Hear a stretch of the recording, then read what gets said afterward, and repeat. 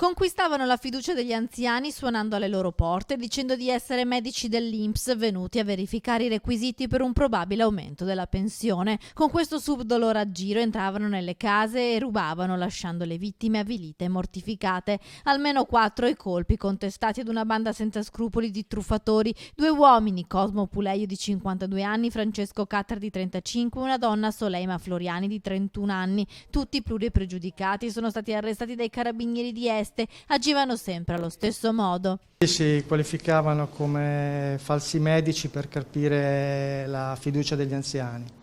Di seguito entravano all'interno delle abitazioni mentre uno li distraeva l'anziano, e gli altri complici provvedevano a fare, rovistare l'interno delle abitazioni ed asportare denaro e oggetti preziosi. 3 i colpi messi a segno nel Padovano tra marzo e aprile, a Barbona, Conselve e Tribano, un tentato raggiro a Rossano Veneto. Qui la signora ultraottantenne ha capito di essere una preda di truffatori e li ha messi in fuga urlando. A Barbona invece la vittima aveva più di 90 anni, ma nessuno scrupolo di coscienza ha fermato i 3 che l'hanno derubata di gioielli e poche centinaia di euro. Fondamentale per arrestare i 3 malviventi sono state le testimonianze dei vicini di casa degli anziani, che hanno segnalato ai carabinieri una Ford Focus utilizzata per i colpi. I militari in questi mesi d'estate danno alcuni consigli agli anziani per evitare di essere truffati. Assolutamente non devono aprire a nessuno, e la prima cosa da fare, se si tratta di uno sconosciuto, informare o le forze di polizia o ancor meglio i propri congiunti